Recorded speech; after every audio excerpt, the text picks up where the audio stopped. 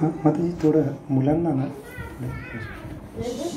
बाहेर खेळण्यासाठीचं पाठवू शकता जाऊन द्या.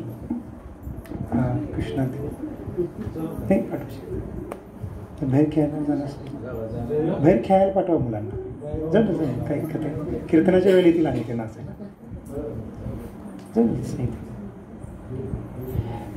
आणि थोडं कथा सांगताना थोडं हे होतं. प्रभुपाद पण लहान मुलं त्यांनी असताना थोडं थांबायचे कारण कथा सांगताना थोडी होतं. त्यांना खेळायला बाहेर पाठवू शकतो. हां जाऊन द्या. तर आपण काल आपल्या आवय मातांच्या घरी झुलन यात्रेचा कार्यक्रम केला. फार सुंदर पद्धतीने त्यांच्या घरी तयारी केली होती, सजावट केली होती भगवंतांची. आणि आज आपण पाहत आहोत की आपल्या तारलेकर प्रभू आणि तारलेकर मातांच्या घरामध्ये पुन्हा एकदा इथं झुलन यात्रेची तयारी केलेली आहे. तेवढ्या सुंदर पद्धतीने फार शृंगार करून भगवंतांना इथं आपल्याला दर्शनासाठी ठेवलेलं आहे. आणि विग्रहांचं नाव काय आहे? श्री श्री राधा गोविंद देव.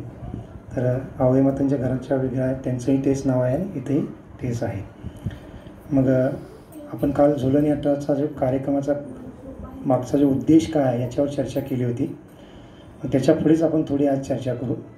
तर बरेच भक्त काल कार्यक्रमामध्ये होते, त्यांना थोडं कथा माहीत असेल. काल आपण काही कथा केली होती की ही झुलन यात्रा जो आपण करतो याच्या मागे उद्देश काय आहे, भाव काय असला पाहिजे किंवा भगवंत ह्या लीला कोणत्या उद्देशाने करतात याच्यावर आपण काल थोडी चर्चा केली होती. आणि जर काही नवीन भक्त असतील त्यांना माहीत नसेल तर आपण आपलं रेकॉर्डिंग भक्तांनी पाठवलेलं आहे तर ऐकू शकता. का? कारण तो जो मुद्दा आहे तत्त्वज्ञान सिद्धांत ते समजून घेणं फार महत्त्वपूर्ण आहे. बाकी लीला आपण नेहमी ऐकत असतो, त्याच्यातून आपल्याला थोडं भगवंतांच्या लीलेसंबंधी गुणासंबंधी माहिती मिळते.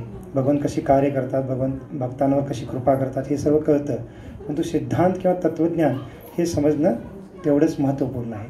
आणि त्यामुळे काल जी चर्चा केली होती ती आपण नंतर आपल्याला वेळ मिळाला तर ऐकू शकता, जेणेकरून आपल्याला या झुलन यात्रेचा उद्देश काय हे चांगल्यापणे समजून येईल. आणि काल आपण चर्चेमध्ये सांगितलं होतं की भगवंत भक्तांना किंवा बद्ध जीवांना ह्या लीलेच्या द्वारे सेवेची संधी देतात.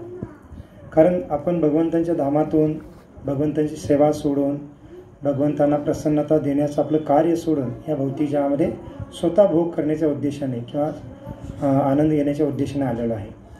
आणि मग या जन्ममृत्यूच्या चक्रामध्ये 84 लक्ष योनीमध्ये 3 क्लेशांमध्ये आपण अडकलेलो आहोत. भ्रमण चालू आहे आपलं. आणि मग याच्या वेगळ्या स्थितीमध्ये असताना माताजी थोडं मुलांना बाहेरच बाहेर किंवा बाहेर माफ करा. म्हणजे माताजी लोकांना वाटेल की मुलांना एवढं का, कारण याचं कारण सांगतो. कारण प्रभुपाद पण हे म्हणजे काही मतांना वाटेल की मुलांना एवढं का डिस्टर्ब व्हायला म्हणत झाले.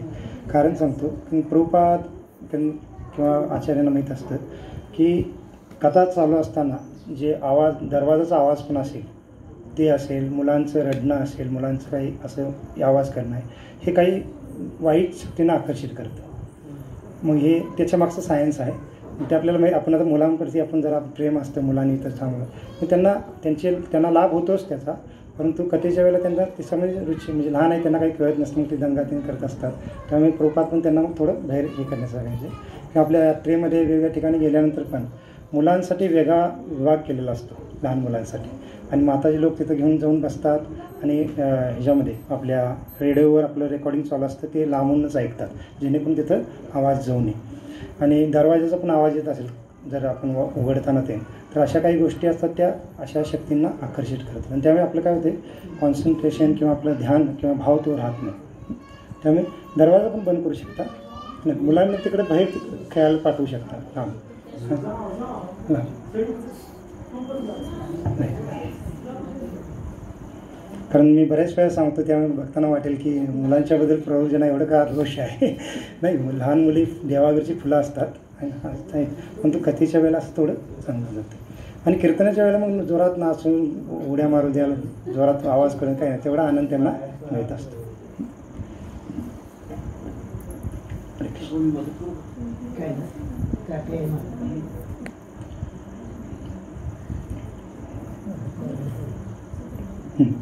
तर ठीक आहे.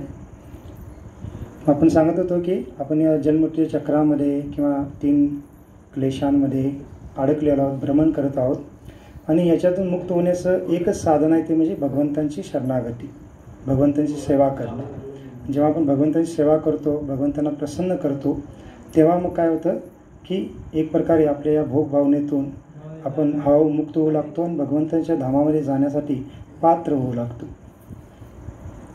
मग त्या उद्देशाने ही सेवा आहे, झुलन यात्रा आहे आणि आपण करत असतो. मग काल आपण त्याच्यामध्ये भगवंत पण आपल्या धामामध्ये जेव्हा भगवंताचे पार्षद भगवंताची सेवा करतात झुलन यात्रेच्या वेळेला, तर त्यावेळेला भगवान कशा पद्धतीने आपल्या भक्तांना पण आनंद देतात. त्या झुलन यात्रेमध्ये त्यांनाही बसवतात आणि स्वतः राधाकृष्ण पण त्या सर्व भक्तांना झुलेमध्ये बसवून हलवत आहे. जसं आता आपण इथं भगवंतांना बसवून त्यांना झुला देणार आहोत, झोका देणार आहोत, झुला हलवणार आहोत, तसं भगवंत पण आपल्या जीवनामध्ये आपल्याला तो आनंद प्रदान करतात. कारण झुला हलवून आपण भगवंतांना आनंद प्रदान करायचा आहे किंवा त्याच्याद्वारे आनंद त्यांना प्राप्त होतो.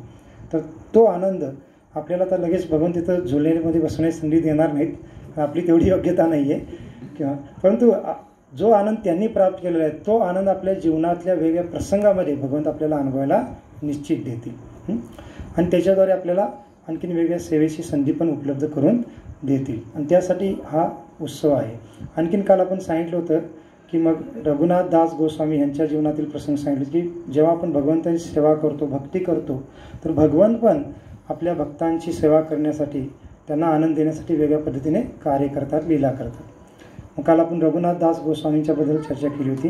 तर आज आपण अशाच षड गोस्वामींपैकी रूप गोस्वामी एक आचार्य आहेत, त्यांच्यापैकी आपण त्यांची लीलेबद्दल चर्चा करू. कारण आज रूप गोस्वामींचा 13वा दिवस आहे. षड गोस्वामींपैकी जे प्रमुख गोस्वामी आहेत रूप गोस्वामी, त्यांचा आज 13वा दिवस आहे. तर त्यामुळे त्यांच्या लीलेसंबंधी आणि वृंदावनमधल्या काही लीला आहेत ते आपण थोडी चर्चा करू, जेणेकरून आपल्याला आणखीन जादा लाभ होईल. तर षड गोस्वामींपैकी हे जे रूप गोस्वामी आहेत हे आपल्या संप्रदायाचे मुख्य आचार्य मानले जातात. म्हणून आपला जो संप्रदाय आहे, संप्रदायामध्ये जे भक्त आहेत त्यांना रूपानुग म्हणलं जातं. रूपानुग म्हणजे काय? रूप गोस्वामी आहेत, त्यांनी बरेच ग्रंथ दिलेले आहेत, वेगवेगळं ज्ञान त्या ग्रंथामध्ये दिलेलं आहे आणि त्या ग्रंथांच्या ज्ञानाचं आपण पालन करतो आपल्या जीवनामध्ये, त्याचं फॉलो करतो त्या ज्ञानाचं, आणि म्हणून आपल्याला काय म्हणलेलं आहे? रूपानुग. रूपानुग म्हणजे रूप गोस्वामींचा आपण अन्वयी आहोत. आणि मग षड गोस्वामींपैकी सनातन गोस्वामी हे वयाने मोठे होते. रूप गोस्वामी सनातन गोस्वामी हे भाऊ आहेत, सख्य भाऊ, परंतु सनातन गोस्वामी मोठे भाऊ आहेत आणि रूप गोस्वामी हे लहान भाऊ आहेत. परंतु तरी पण रूप गोस्वामी हे प्रमुख आचार्य मानले जातात. का? कारण त्यांच्याद्वारे चैतन्य महाप्रभूंनी विशेष जे भक्तीचं ज्ञान आहे, तत्त्वज्ञान आहे, ते त्यांच्या ग्रंथाच्याद्वारे प्रस्तुत केलेलं आहे. जसं आपण काही वेळा सांगितलेलं आहे की चैतन्य महाप्रभूंनी कोणतेही ग्रंथ लिहिलेले नाही आहेत, फक्त एक 8 श्लोक त्यांनी दिलेले आहेत, ज्याला आपण शिक्षाष्टकम म्हणतो, जे रोज आपण मंगलारती झाल्यानंतर गातो. तर ते 8 श्लोकच चैतन्य महाप्रभूंनी दिलेले आहेत, परंतु त्याच्यामध्ये पूर्ण वेदांचं सार चैतन्य महाप्रभूंनी दिलेलं आहे. आणि इतर ग्रंथ त्यांनी कोणतेही लिहिलेले नाहीत. परंतु चैतन्य महाप्रभूंनी प्रमुख सनातन गोस्वामी, रूप गोस्वामी यांना प्रमुखता उपदेश केलेला आहे भक्तीचा, आणि त्यांच्याद्वारे भक्तीचं ज्ञान सर्व समाजासमोर प्रस्तुत केलेलं आहे. मग पुढे जाऊन हे सनातन गोस्वामी, रूप गोस्वामींनी काय केलेलं आहे की वेगवेगळ्या ग्रंथाच्या स्वरूपात ते ज्ञान प्रस्तुत केलेलं आहे. मग सनातन गोस्वामींनी फार महत्त्वपूर्ण ग्रंथ म्हणजे बृहद भागवतामृत ग्रंथ, ज्याच्यावर आपण चर्चा गेल्या वर्षी केली होती, तर तो ग्रंथ लिहिलेला आहे. हरिभक्तिविलास नावाचा एक ग्रंथ आहे, आणि जे श्रीमद भागवतम आहे त्याच्यावर पण स्पष्टीकरणाचा ग्रंथ त्यांनी लिहिलेला आहे. असे त्यांनी काही प्रमुख ग्रंथ लिहिले आहेत. आणि रूप गोस्वामीने आणखीन विशेष काही ग्रंथ लिहिले आहेत. त्याच्यामध्ये सर्वात महत्त्वपूर्ण ग्रंथ आहे भक्ती रसामृत सिंधू, जो ग्रंथ आपण आपल्या कॉन्सलर मीटिंगमध्ये चर्चा करत होतो. आणि त्याच्यानंतर उपदेशामृत हा एक ग्रंथ लिहिलेला आहे. ललित माधव नावाचा एक ग्रंथ आहे, विद्व माधव नावाचा एक ग्रंथ आहे. असे वेगवेगळे ग्रंथ त्यांनी लिहिलेले आहेत. आणि लघु भागवतामृत नावाचा आणखीन एक ग्रंथ त्यांनी लिहिलेला आहे. बृहद भागवतामृत हा सनातन गोस्वामींनी लिहिलेला आहे आणि लघु भागवतामृत हा रूप गोस्वामींनी लिहिलेला आहे. ह्या 2 आचार्यांनी प्रमुख चैतन्य महाप्रभूंच्या शिकवणीचं ज्ञान त्यांच्या ग्रंथाच्या स्वरूपात दिलेलं आहे. मग त्यापैकी रूप गोस्वामींचा आज 13वा दिवस आहे. आणि का विशेष आजचा दिवस आणि आपल्याला वाटतो कारण जे रूप गोस्वामींनी ज्या विग्रहांची स्थापना केली वृंदावनमध्ये किंवा ज्या विग्रहांची ते सेवा करत होते वृंदावनमध्ये, त्या विग्रहांचं नाव काय होतं? राधा गोविंद देव. श्री राधा गोविंद भगवान की जय. तर आपल्याला माहीत आहे की वृंदावनमध्ये प्रमुख 7 मंदिर आहेत. तसे वृंदावनमध्ये 5000 मंदिर आहेत असं सांगितलं जातं. परंतु 5000 मंदिरापैकी 7 प्रमुख मंदिर आहेत जे आपल्या आचार्यांनी किंवा गोस्वामींनी स्थापित केलेले आहेत. त्याच्यापैकी प्रमुख मंदिर आहे राधा मदन मोहन, राधा गोविंद देव, राधा गोपीनाथ, राधा दामोदर, राधा रमन, राधा श्याम सुंदर आणि राधा गोकुलानंद, असे 7 विग्रह किंवा त्यांची मंदिरं पण आहेत. आणि 7 विग्रहांनी मंदिर प्रमुख मानले जातात. आणि त्याच्यापैकी हे राधा गोविंद देव विग्रह आहेत, हे रूप गोस्वामींनी स्थापित केले होते किंवा ते त्यांचे आराध्य दैवत होते. कारण आचार्य आहेत ते वृंदावनमध्ये वास करत आहेत, आपली सेवा साधना करत आहेत, परंतु प्रत्येकांकडे आपले आपले विग्रह होते, वैयक्तिक विग्रह. जसं आपण आपल्या प्रत्येकांच्या घरामध्ये ग्रहस्थानी विग्रह ठेवले पाहिजे, त्याची सेवा केली पाहिजे, शास्त्रामध्ये सांगितलेलं आहे. तसं काही आचार्य पण स्वतःची वैयक्तिक विग्रह ठेवत होते आणि त्यांची सेवा करत होते. म्हणजे रूप गोस्वामी राधा गोविंद देवजींची विग्रहांची सेवा करत होते, सनातन गोस्वामी राधा मदन मोहनजींची सेवा करत होते, आणि जे श्यामानंद आचार्य होते ते राधा श्याम सुंदरजींची सेवा करत होते, जीव गोस्वामी राधा दामोदरजींची सेवा करत होते, गोपाल भट्ट गोस्वामी राधा रमनजींची सेवा करत होते. मग प्रत्येकजण अशा वेगळ्या पद्धतीने आपल्या आपल्या विग्रहांची सेवा करायची. मग आता रूप गोस्वामींना हे राधा गोविंद देव विग्रह कसे प्राप्त झाले याची पण फार सुंदर लीला आहे. कारण रूप गोस्वामी सनातन गोस्वामी यांना चैतन्य महाप्रभूंनी वृंदावनमध्ये कशासाठी पाठवलं होतं की तुम्ही वृंदावनमध्ये जावा आणि वृंदावनचे जे काही कृष्ण लीलेची ठिकाणं आहेत त्यांना प्रकट करा.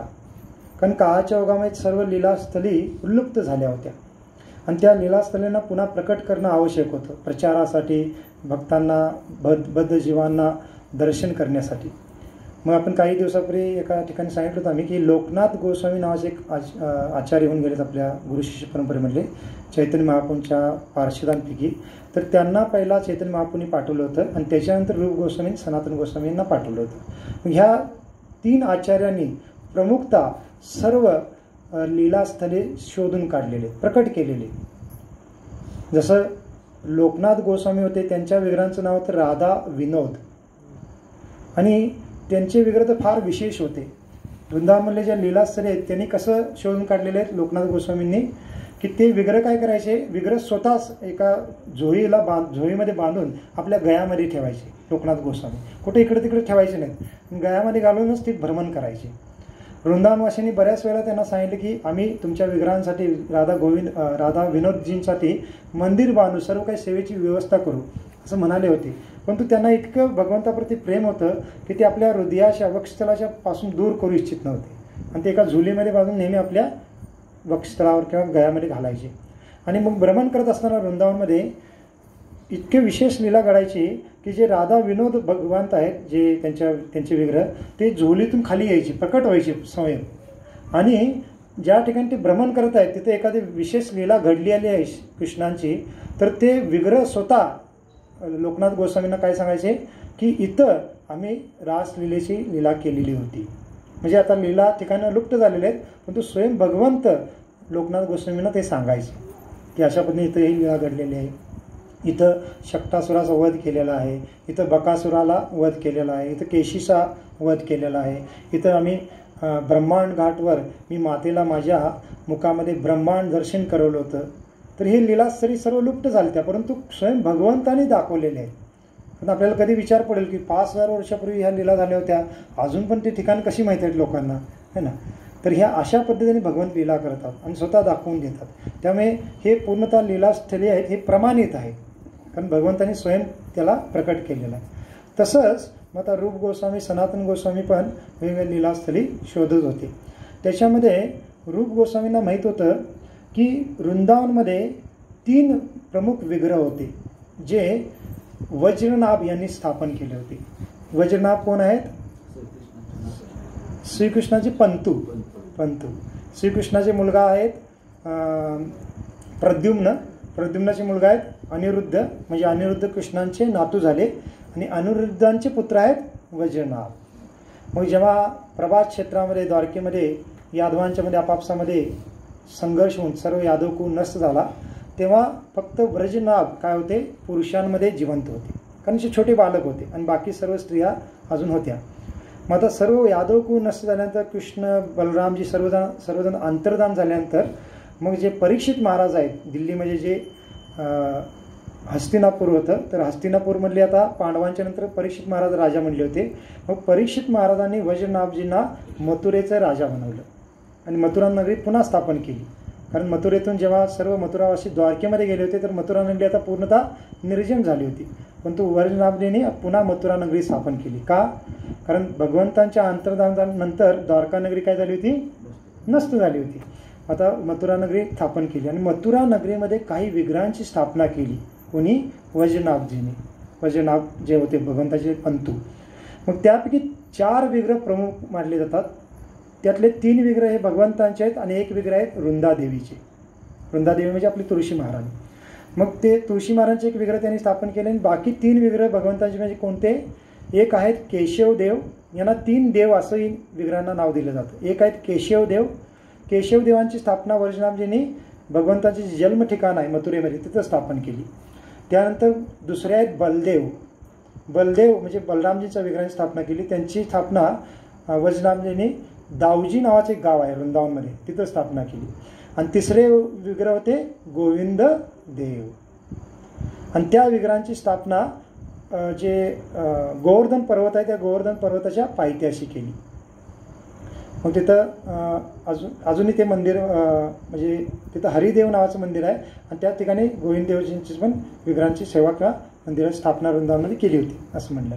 मग आता काळाच्या युगामध्ये हे विग्रह सगळे आता, कारण वज्रनाभ म्हणजे पण जवळजवळ 4-4.5 हजार वर्षापूर्वी त्यांचा कालावधी असेल. आता ते विग्रह सगळे लुप्त झाले. मग आता रूप गोस्वामींना माहीत होतं की हे 3 विग्रह प्रमुख होते वृंदावनचे आणि बलदावजींचे विग्रह आहेत, अजूनही आहेत दाऊजी या गावी, आणि जे केशवजींचे विग्रह आहेत केशवदेव म्हणून ते पण विग्रह आहेत, परंतु गोविंददेव विग्रह अजून सापडले नव्हते किंवा मिळाले नव्हते. मग रूप गोस्वामींची इच्छा होती की हे विग्रह लवकरात लवकर प्राप्त व्हावेत आणि त्यांची आपण सेवा करावी, स्थापना करावी, कारण ही चैतन्य महाप्रभूंची इच्छा होती की वृंदावन पूर्णतः प्रकट झालं पाहिजे. मला त्यांनी याच्या अगोदर बरेच सर्व वेगवेगळी ठिकाणं शोधून काढली होती भगवंताच्या कृपेने, रूप गोस्वामी, सनातन गोस्वामी आणि लोकनाथ गोस्वामी यांनी पण आता हे एकच कार्य राहिलं होतं, गोविंददेव यांचे प्राकट्य करणे किंवा शोधून काढणे. आणि त्यामुळे ते फार म्हणजे दुःखी राहत होते की आपण सर्व सेवा केल्या पण ही सेवा व्यवस्थित होत नाही किंवा हे विग्रह अजून सापडले नाही. मग एकदा ते यमुनेच्या किनारी असेच बसले होते आणि फार असे दुःखी होते. मग एक आचार्य सांगतात की पहा भक्तांचा भाव काय असतो की त्यांनी भरपूर सेवा केलेली आहे, चैतन्य महाप्रभू ज्या ज्या सेवा सांगितल्या ती सर्व सेवा केलेली आहे, पण तू एकच सेवा राहिली त्यांची जे गोविंददेवीचं प्राकट्य करणं, पण तू एकच सेवा राहिल्या त्यामुळे ते दुःखी आहे. जसं सामान्यतः आपल्या जीवनामध्ये काय होतं, आपण बऱ्याच गोष्टी होत नाहीत आपल्याकडून आणि एक जर गोष्ट झाली तर त्या एक गोष्टीचं आपण फार विशेष मानतो, सर्वांना सांगतो, मोठेपणा सांगतो, दाखवतो, हे करतो, पण आपला भाव असतो.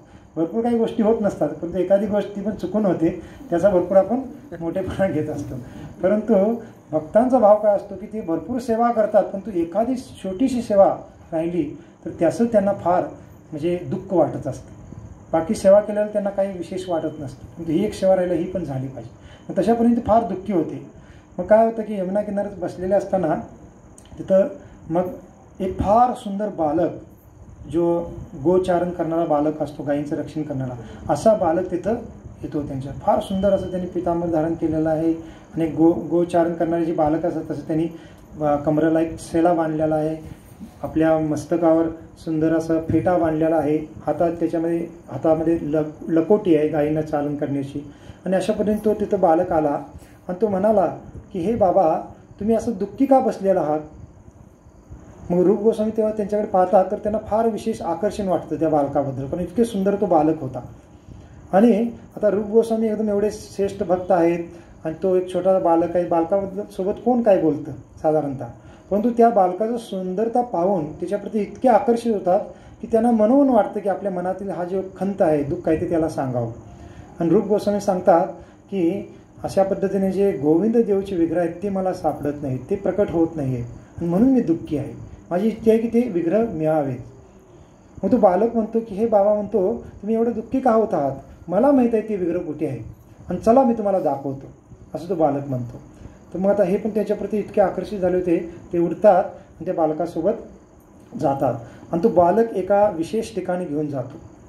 आणि जात असतानाच तो सांगतो की हे बाबा पहा की मी जिथं तुम्हाला घेऊन चाललेलो आहे ते विशेष ठिकाण काय आहे, कारण त्या ठिकाणी रोज एक विशेष गायी येते. एक आता आपण चाललेलो ह्या विशिष्ट वेळेला, आणि ती गाई काय करते, त्या ठिकाणी आपल्या जे स्नानातून जे दूध आहे त्या दुधाला तिथं सोडते. आपाप त्या ठिकाणी रोज येऊन त्या ठिकाणी सोडते. आणि मला पूर्ण खात्री आहे की त्या ठिकाणी तुमचे जे विग्रह आहेत राधा गोविंद देव त्या ठिकाणी आहेत, आणि तुम्ही चला आणि तिथं तुम्हाला ते विग्रह मिळतील. असं ऐकलं, बोलत बोलत चाललेलं आहे. आणि ते मुलगा त्यांना तिथं घेऊन जातो आणि लांबूनच पाहतात की खरोखर एक विशेष गाय तिथं आली होती आणि ती दूध तिथं सोडत आहे. ते पाहतात आणि पाहून इतकी आनंदित होतात. म्हणजे ते पाहिल्यापर्यंत त्यांना दृश्य इतकी ते दिव्य वाटतं आणि त्याच्या डोळ्यातून थोडे अश्रू भरून येतात आणि ते एकदम हात जोडून ते बघत असतात. आणि बघून इकडे मागे त्या मुलाकडे पाहू लागतात, तर काय, तो मुलगा तिथं नाही आहे. आणि मुलगा नाही झाल्यानंतर मग त्यांना जाणीव होते अंतर्हृदयातून लगेच की हा मुलगा इतका सुंदर होता, मला एवढं आकर्षण त्याच्याप्रती वाटत होतं, आणि त्यांनी मला इथं घेऊन आले तो घेऊन आला, तर निश्चित हा कोण होता, स्वयं हे राधा म्हणजे गोविंद देवच होते. आणि तेच स्वतः मला हे दर्शन देण्यासाठी आले होते किंवा दाखवण्यासाठी आले होते. आणि मी किती अभागी आहे, किती पापी आहे की मी त्यांना ओळखू शकलो नाही, त्यांना प्रणाम करू शकलो नाही, त्यांची सेवा करू शकलो नाही. आणि असं म्हणून त्यांच्या डोळ्यातून अश्रू लागतात, ते त्यांच्यामध्ये दिव्य भाव ते थरथर कापू लागतात. आणि त्या ठिकाणी त्या दिव्य भावामध्ये ते मूर्छेतून खाली पडतात. आणि खाली पडल्यानंतर थोड्या वेळानंतर पुन्हा शुद्धीवर येतात. आणि शुद्धीवर आलं तर मग त्यांना ते म्हणजे कार्य लक्षात येते की आपण इथं सेवेसाठी आलो होतो, तर ठीक आहे, आता दुःख ज्यादा व्यक्त करणं योग्य नाही आहे, भगवंतांची जी सेवा आहे ती आपण केलं पाहिजे. आणि मग पुढे जातात आणि पाहतात तर खरोखर ती जी जमीन होती फार दुधाने भरलेली होती, फार सुंदर असं ती जमीन वरून दिसत होती. त्या जमिनीतून सुगंध येत होता.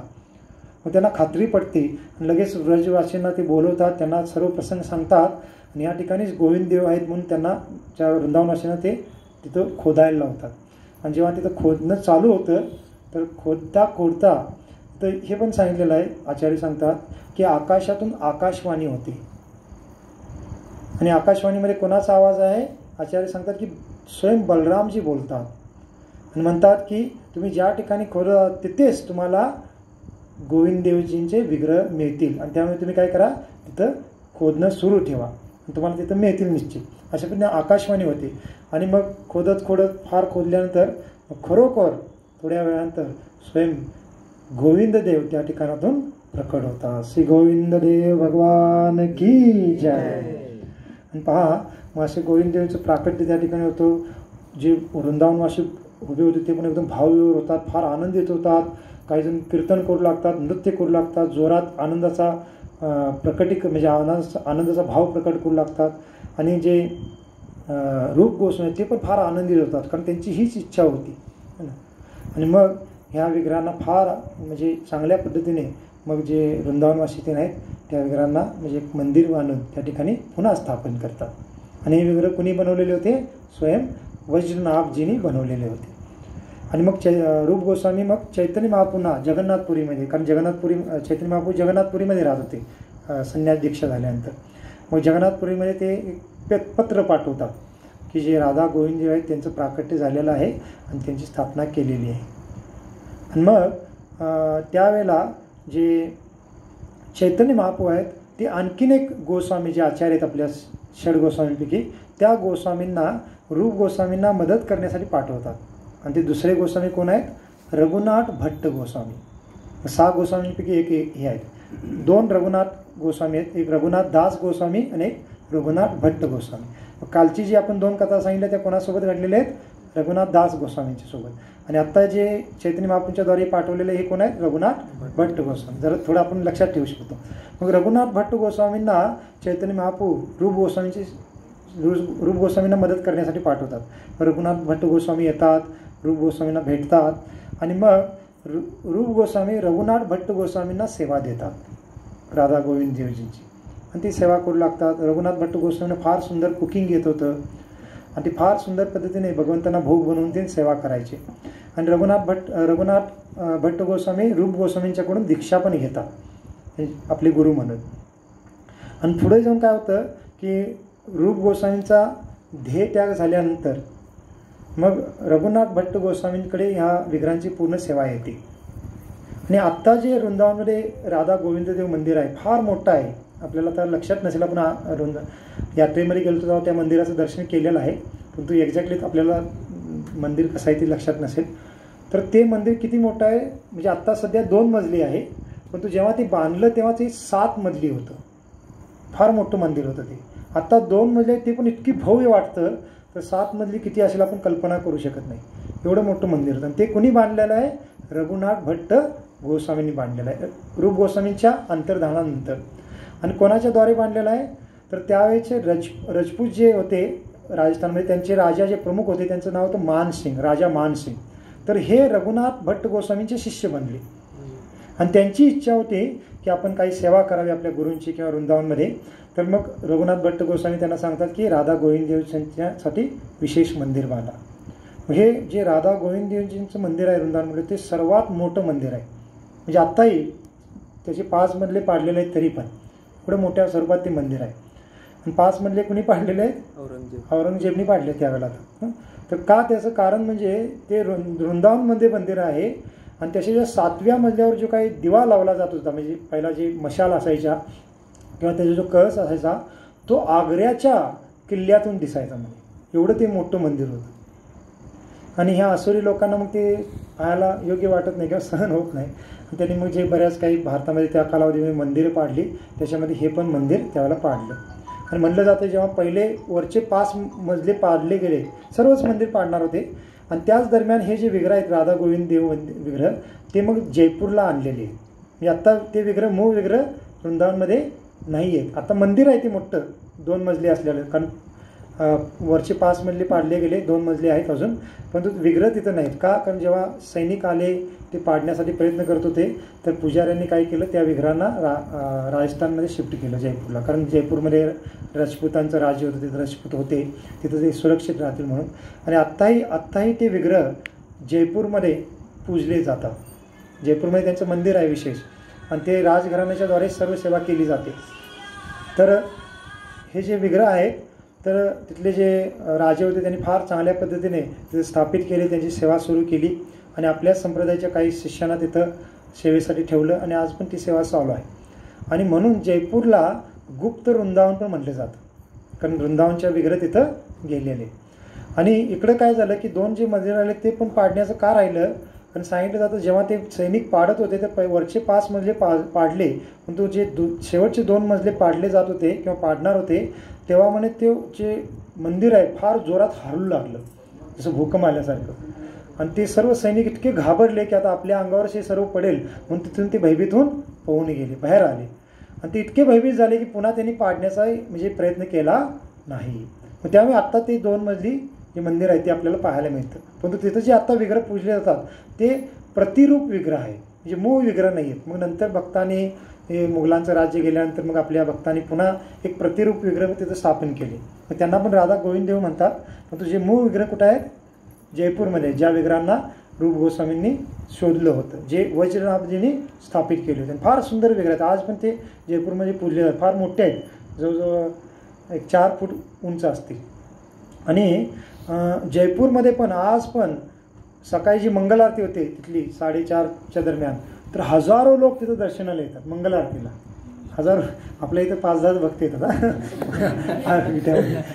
पण तिथं 1000, आणि ती संख्या पण आहे. जयपूर मोठा आहे, परंतु भगवंतांचं आकर्षण इतकं आहे. आणि मूळ भगवंत इतके ते साधारण भगवंत नाहीत, हजारो. आता आम्ही दर्शनासाठी गेलो होतो, एकदा दुपारी गेलो होतो, तर दुपारी 1 ते 4 मंदिर बंद असतं, तर 4साठी आम्ही थांबलो दर्शनासाठी. तर दुपारच्या वेळेलाच लोक येऊ लागले बरेच जण. आणि जसं 4ला दर्शन उघडलं तोपर्यंत पूर्ण त्याचं जे हाल होता पूर्ण लोकांनी भरलेला होता. आणि लोकांची इतकी श्रद्धा आहे तिथल्या मंदिरामध्ये त्या विग्रहांच्या प्रती. बरेच व्यापारी आहेत, कारण राजस्थानी लोक व्यापारी असतात, मारवाडी लोक, ते रोज येऊन दर्शन करून जाऊन मगच पूर्ण आपला व्यापार ते करणं सुरू करतात. एवढंच ते म्हणजे विशेष विग्रह आहे. मग ते विग्रहांची स्थापना तिथं पुन्हा केली. मग सांगण्याचा उद्देश काय, आज रूप गोस्वामींचा तिरोभाव दिवस आहे. आणि आज आपण राधा गोविंद यांची झुलन यात्रा करत आहोत. चांगला योग जुळून आलेला आहे. तर खरोखर आपण त्यांचं स्मरण करून त्यांना प्रार्थना केली तर निश्चित आपल्यावर विशेष ते कृपा करतील. तर ते विग्रह, मूळ विग्रह तिथं जयपूरमध्ये आहे, परंतु आपण जेव्हा विग्रह आणतो त्यांना प्राण प्रतिष्ठित करतो, आपल्या फार सेवाभावने आपल्या घरामध्ये त्यांची सेवा करतो, तर त्या मूळ विग्रहामध्ये आणि आपल्या घरच्या विग्रहामध्ये काही अंतर राहत नाही. भावग्राही जनार्दन, भगवंत भावाचे बुखवलेले. त्यामुळे हे विग्रहांचं आपण दर्शन करत आहोत, तर आपल्याला पण त्या जयपूरमधल्या मूळ विग्रहांच्या दर्शनाचा लाभ आपल्याला अनुभवायला मिळेल, है ना. त्यामुळे आपण एकदम श्रद्धेने भक्तिभावाने दर्शन करा, झोलेला झोका द्या आणि भगवंताच्या कृपेचा आशीर्वाद किंवा कृपेची प्राप्ती करा. मग आता आणखीन एक प्रसंग सांगताना आपण थांबू. तो म्हणजे काय की रूप गोस्वामींनी अशी वेगवेगळी सेवा केली चैतन्य महाप्रभूंच्या आज्ञेने किंवा उपदेशाने भगवंताप्रित्यार. तर पहा, मग भगवंत, जसं आपण काल सांगत होतो की भगवंतांची जेव्हा आपण सेवा करतो तर भगवंत पण भक्तांची सेवा करण्यासाठी कसे तत्पर असतात, है ना.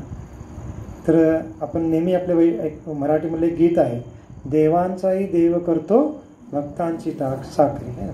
फार सुंदर गीत आहे. एक फिल्मी गीत आहे, परंतु फार भावपूर्ण गीत आहे ते. आणि त्याच्यामध्ये भगवंतांचा हे गुण प्रकट झालेला आहे की भक्त जेव्हा आपली सेवा करतात तर भगवंत स्वतःला फार ऋणी समजतात. ऋणी समजणं काही आवश्यक नाही भगवंतांना, कारण भगवंत स्वामी आहेत, आपण तिचे सेवक आहोत. जसं आम्ही काल पण सांगत होतो की एखाद्या सेवकाने आपल्या स्वामीची, मालकाची सेवा केली तर तो मालक काही ऋणी समजतो का? नाही, त्याला काही थोडा मोबदला देतो, त्याच्याबद्दल काही तो ऋणी समजत नाही. परंतु भगवंत इतके कृपा आहेत, भगवंताने सर्व काही आपल्याला दिलेलं आहे.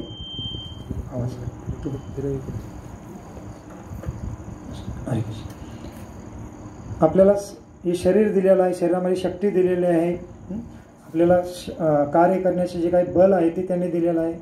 जसं एक भक्त सांगत होते की आजकाल कोरोनामध्ये ऑक्सिजनचं फार कमतरता होते आणि ऑक्सिजनसाठी किती तर पैसे द्यावे लागत होते, है ना. काही हॉस्पिटलमध्ये ब्लॅकमध्ये जादा पैसे देऊन ऑक्सिजन घ्यावं लागत होतं. परंतु आपण आयुष्यभर एवढं ऑक्सिजन घेत आहोत, कधी बिल आलेलं आहे का आपल्याला, है ना. भगवंताने कधी मागितलेलं आहे का? नाही. तर भगवंत असे आहेत, है ना. तरी पण भगवंत स्वतःला फार ऋणी समजतात आपल्या भक्तांप्रती, भक्तांची सेवा पाहून.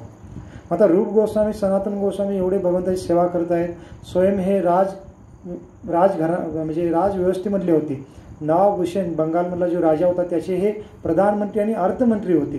परंतु ते सर्व राजवैभव त्यागून एक साधारण संन्याशाप्रमाणे भिक्षा मागून ते वृंदावनामध्ये जीवन जगत आहेत आणि भगवंताची सेवा करत आहेत. स्थल ते शोध काढत आहेत, मंदिर स्थापन करत आहेत, ग्रंथ लिहित आहेत. मग भगवंत स्वतःला त्यांच्याप्रती ऋणी समजतात किंवा राधाराणी पण त्यांना त्यांच्याप्रती ऋणी समजते स्वतःला. तर एक प्रसंग सांगितला जातो की रूप गोस्वामी, सनातन गोस्वामी वृंदावनमध्ये रोज वेगळ्या मंदिराच्या ठिकाणी किंवा झाडाच्या खाली वास करायचे. मग असं भ्रमण करत करत रूप गोस्वामी एकदा नंद गावामध्ये एका ठिकाणी जातात आणि तिथं एका झाडाखाली ते राहतात काही दिवसासाठी आणि तिथं भजन करतात आणि तिथं पण काही ग्रंथाचं लिखाण करतात. मग ते जे ठिकाण आहे त्या ठिकाणाचं नाव आहे तेर कदम. तेर कदम म्हणजे काय, कदंब वृक्षाचं एक झाड आहे.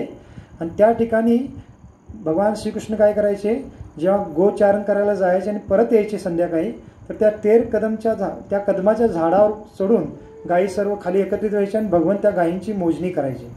कारण 9 लाख गायी आहेत भगवंतांच्या, सर्वांची मोजणी करून हात न्यायचा आहे. मग मोजायचे, म्हणजे मोजणं म्हणजे ते तेर असा शब्द त्या लोकल भाषेमध्ये आहे. मग त्या झाडावर बसून ती मोजणी करायची. त्या ठिकाणाला काय म्हणलेलं आहे, तेर कदम. मग तिथं रूप गोस्वामी बसून भजन करायचे आणि ग्रंथ लिहायचे. मग त्या भागात सनातन गोस्वामी भ्रमण करता करता एक वेळेला आले आणि मग एक दिवस सनातन गोस्वामी रूप गोस्वामींना भेटायला येणार होते. कारण दोघे भाऊ आहेत, पण प्रत्येक दोघेजण वेगळ्या ठिकाणी राहतात, वेगळ्या ठिकाणी भ्रमण करतात. कधी कधी ते राधा दामोदर मंदिरमध्ये एकत्रित येतात सर्व षड गोस्वामी आणि त्यांच्या ग्रंथावर चर्चा पण करायची. परंतु आत्ताच्या वेळेला काय होतं की रूप गोस्वामी तेर कदमच्या ठिकाणी होते आणि सनातन गोस्वामी वेगळ्या ठिकाणी भ्रमण करत होते आणि भ्रमण करत करत त्या ठिकाणी ते येतात आणि रूप गोस्वामींना कळतं की आज सनातन गोस्वामी मला भेटायला येणार आहेत, माझे मोठे भाऊ आहेत. आणि रूप गोस्वामी सनातन गोस्वामींना आपले गुरु मानत होते.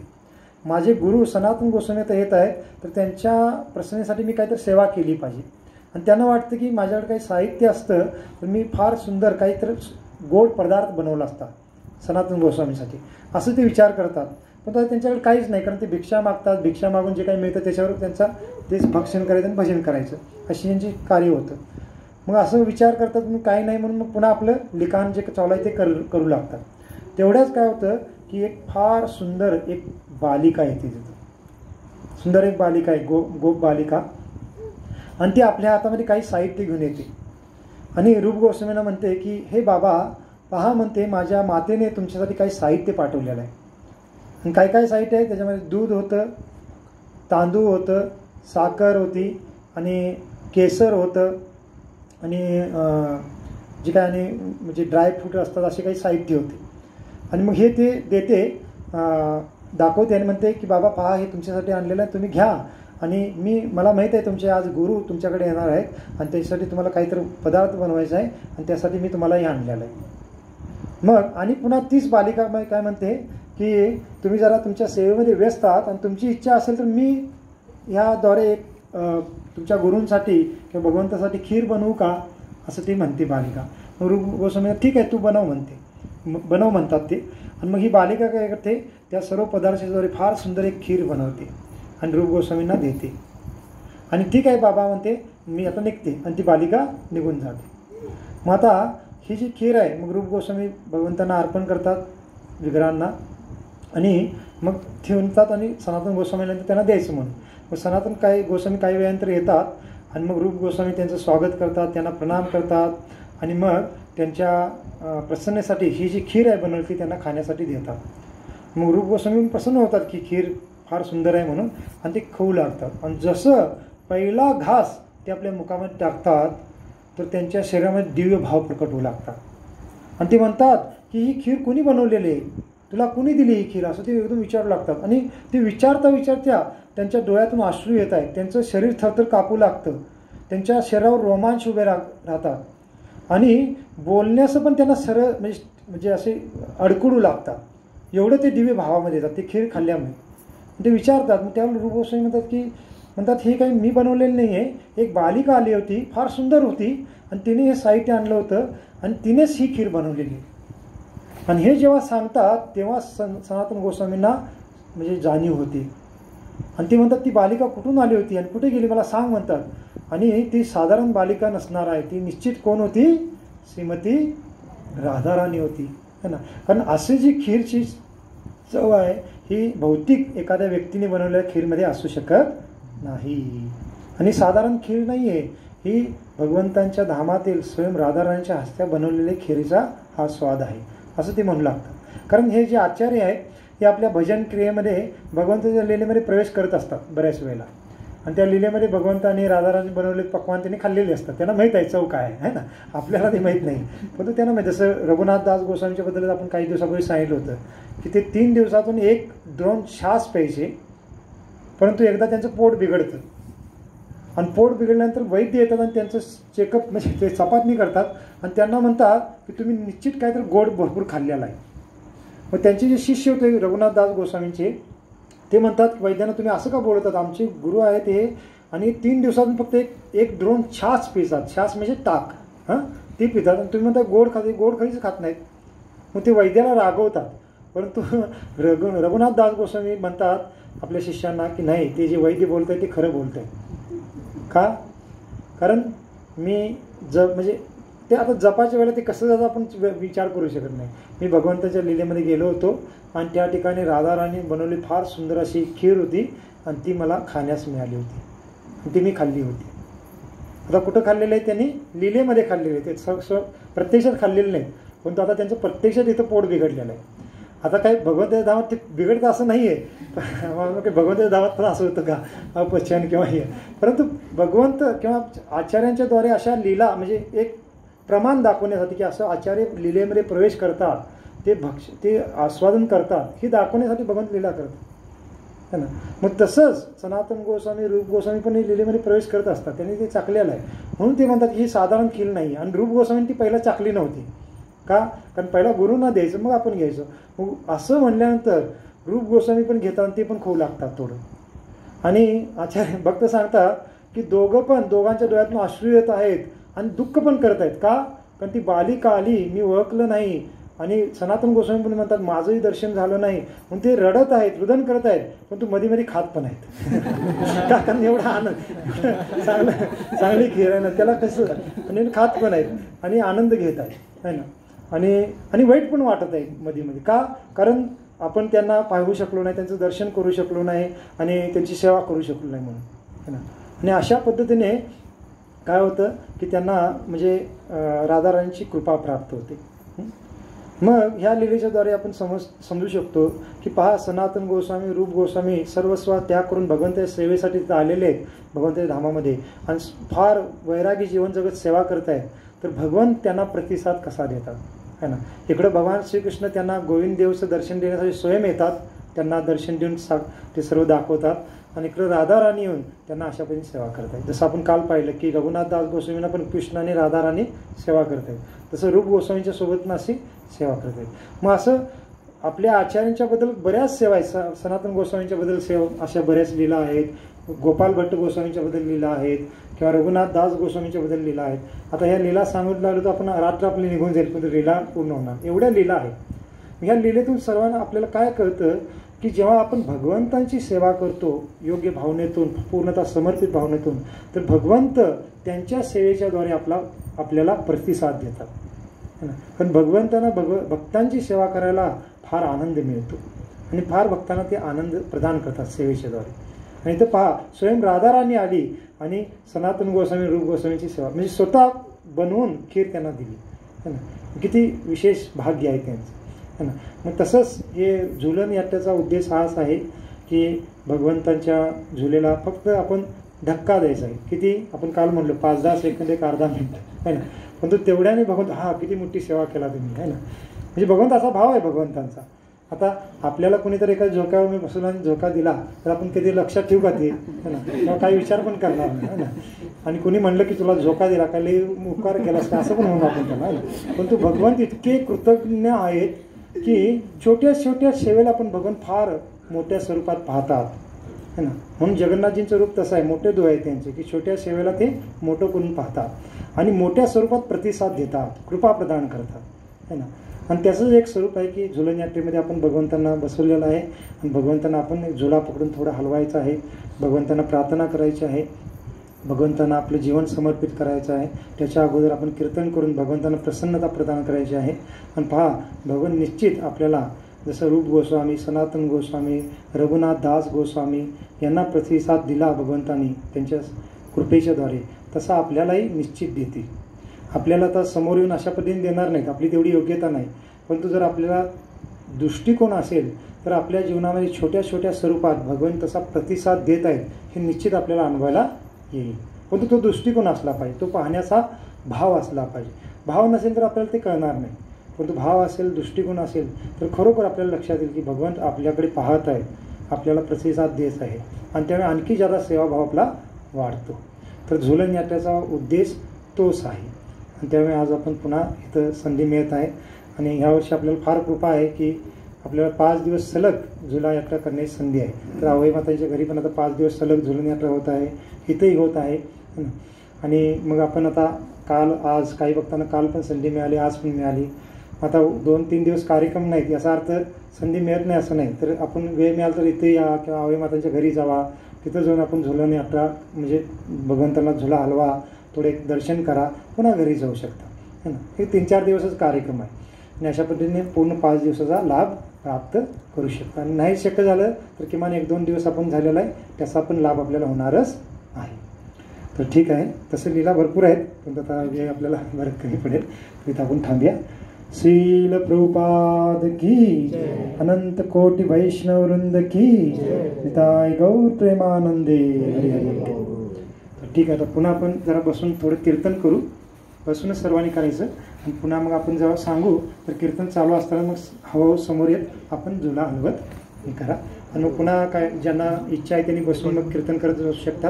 आणि जेव्हा झुला हलवायला सुरू करू आपण, माताजी कुठे, हां आता झुला हलवायला सुरू करू त्या